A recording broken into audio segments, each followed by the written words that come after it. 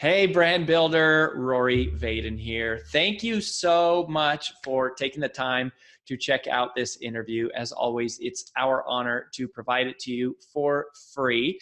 And wanted to let you know there's no big sales pitch or anything coming at the end. However, if you are someone who is looking to build and monetize your personal brand, we would love to talk to you and get to know you a little bit and hear about some of your dreams and visions and share with you a little bit about what we're up to see if we might be a fit. So if you're interested in a free strategy call with someone from our team, we would love to hear from you. You can do that at brandbuildersgroup.com/podcall, brandbuildersgroup.com/podcall. We hope to talk to you soon. Have you ever wondered what makes a New York Times bestselling book a best-selling book?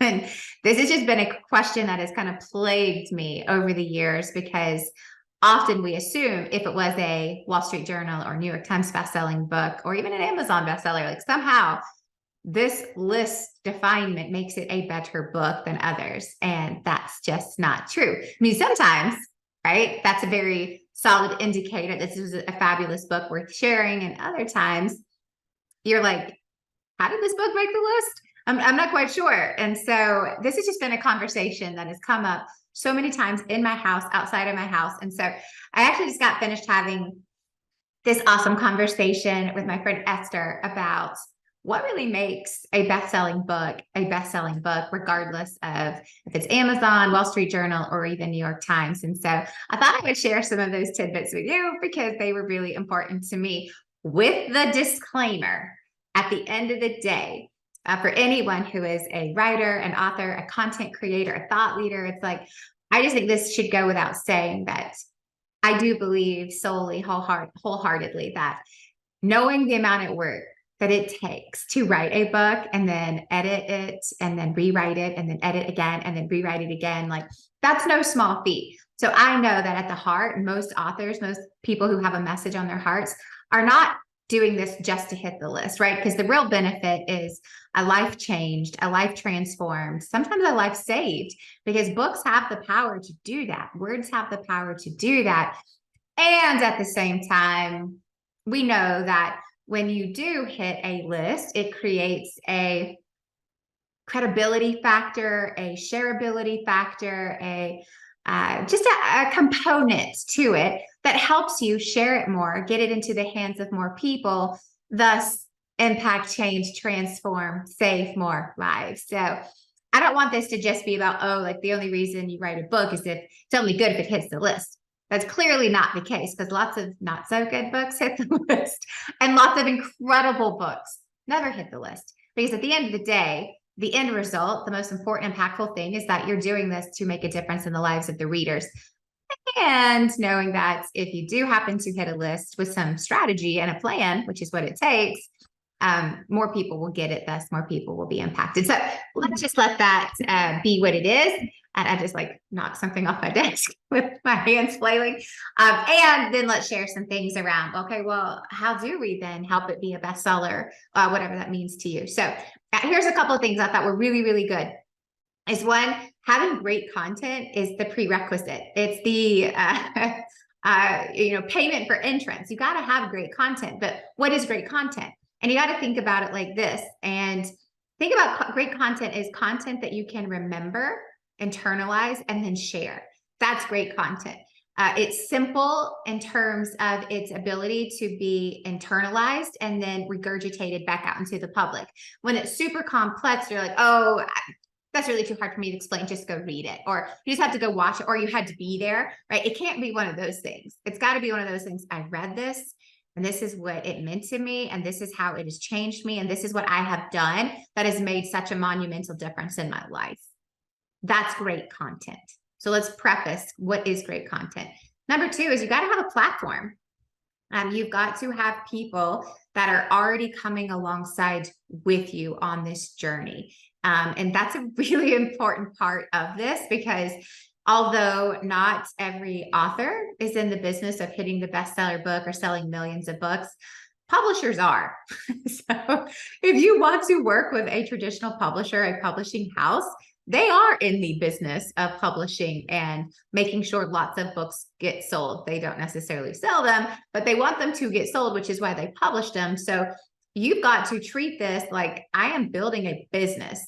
Writing a book, launching a book is like building and launching a business. And that's worth noting. If you're not ready for that, you don't have time capacity for that, then perhaps working with a traditional publishing house isn't the venue for you. If you don't want to hit a list and make this some sort of big part of your business, then self-publishing is an amazing route. And self-publishing today is extraordinarily amazing. Like truly, like it's not the self-publishing that it was 12 years ago. Like you can't even tell some of these self-publishing houses, you couldn't even tell that this was done self-published. They're really great. And so you've got to think about the intent of that, of knowing that if you're going after a traditional publisher, the intent is that you're going to hit the list and you're going to sell lots of copies. And in order to do that, you need a platform, right? You got to have a platform of fans, followers, customers that already know who you are and subscribe to the content that you're teaching.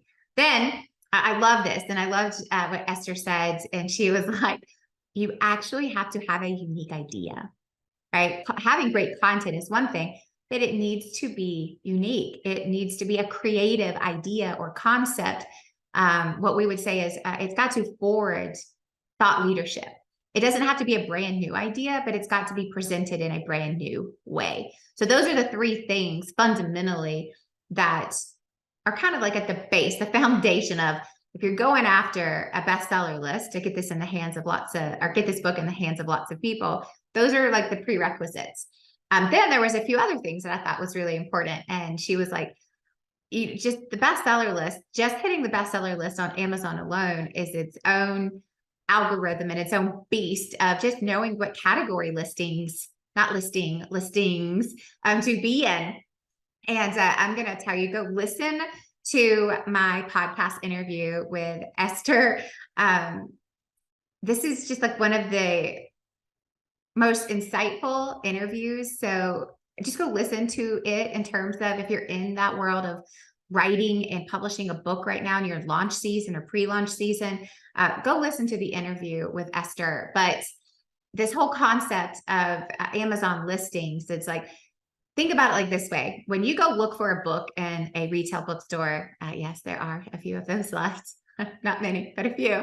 It's not like you're looking for, let's just say religion, Christian, female, entrepreneur, right? You're not doing that. You're just going and looking for like what categorically speaking, I'm looking for some sort of entrepreneur book for females, for whatever, right?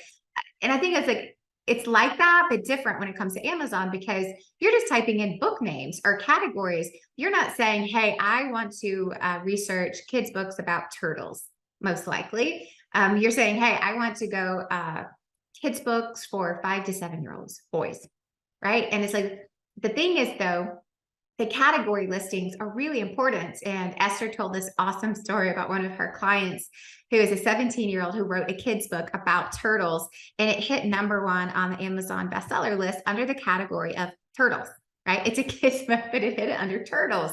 So it's like being strategic with the marketing intent is a really important part of, you can't just have a great book and assume you can just throw it on Amazon or anywhere. It's like, no, that there needs to be some strategy and marketing intent in order to get it to some of those credibility components like a bestsellers list that's then going to help it spread and help the message populate throughout, your intended audience. So category listings actually do make a difference. I think that was really unique and very insightful.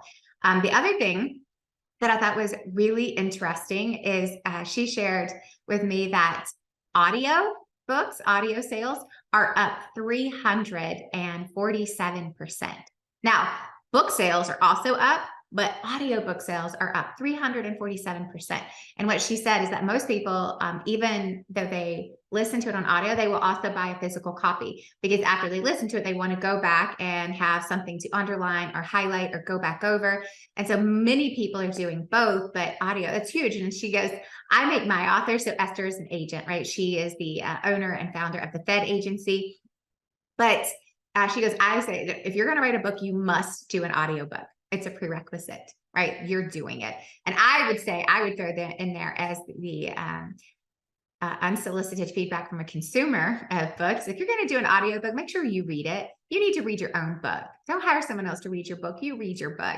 It makes it so much better for the consumer to listen to if you're listening to the actual author. So just a couple of quick things about audio and the importance of not just having your book and words on pages, but having the audio version will actually help your book sales. Audio sales help book sales. So make sure you have it on audio. Then we talked about a couple of other things that I thought were just really important. And some of them are just high level but worthwhile is that if you're going to launch a book, you need to treat it like you're launching a business, because that's what it is. And you need to be prepared to put in the time, resources, money as if you were launching a business. And because that's what it takes. It's going to take a lot of sweat equity, a lot of actual equity, real dollars and cents, like things cost money, surprise, but a lot of time. And I thought this was really, again, an important thing to remember. It's like people talk about launch season. If you're an author or an aspiring author, you know what I'm talking about. There's a launch season, but nobody really explains like how long is a launch season.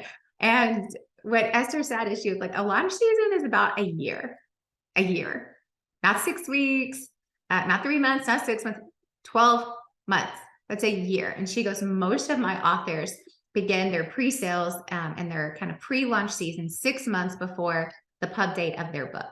6 months. And now that's after they already have a plan in place. So think about how much time before that were they actually architecting and creating the plan to then actually go into launch season to start pre-selling. Then you have your launch season, right? Which is probably the week before, week of, week after your book launch. But then you've got your post-launch season, which is if you've spent years of your life writing, editing, publishing, marketing, selling a book, you don't really want to give up a week after it goes live.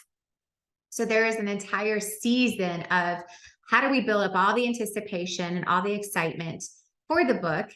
And then how do we keep it going for 6 more months after, right? And one of the things that we say at Brand Builders Group is if you're not willing and interested and inspired to be talking about what you're writing about for at least the next 10 years of your life, then don't write it. It's not the right topic. Find something else. Find something that you could talk about incessantly, naturally, organically, for at least 10 years. Now, that doesn't mean you won't write other books and talk about other things, but you got to love it so much that for the next 10 years, I would dedicate every conversation to this, or for my life. Like I could be talking about this until the day that, I go to heaven. God brings me home. It's like I could talk about it forever. That is what needs to be in your book. Is the things that people are like, man, like you always talk about that. You should write a book about that. And so just think about that. It's like, this is not, I'm going to write it. And then for a couple of weeks, we're going to market it. And then it's going to spread. No, it's not build it and they will come. It is you build it and then you go talk about it and talk about it some more and talk about it some more and then some more and then a little bit more. And so it's just treating it like a business that it's like, it's not something you write and it just sits on a shelf. It's just like a business. It takes a continual process over the course of time before, during, and after to really make it successful. And then the last thing that I would just share is there is not one sales aha in order to sell a lot of books. There's a lot of sales aha moments and a lot of sales strategies. And there's not one thing. That's a lot of things happening simultaneously that work today. And that's new. And that's different. And that can feel overwhelming, which is why you need a good strategy and you need a plan that you can do over 6 months. So some of those things are making sure you've got a good social media plan.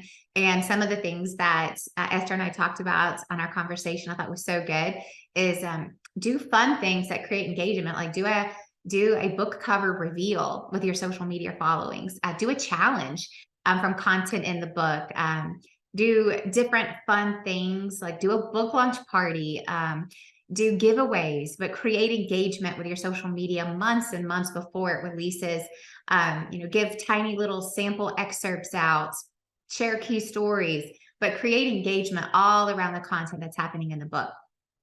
Other things where make sure you do a podcast tour, right? Make sure that's like you're hitting every single media outlet and media venue you can Speaking, right? Speak for free, speak for money, go on podcasts. If you can get big media outlets to interview you, that's great too. But it's making sure that you're just exhausting all of your resources.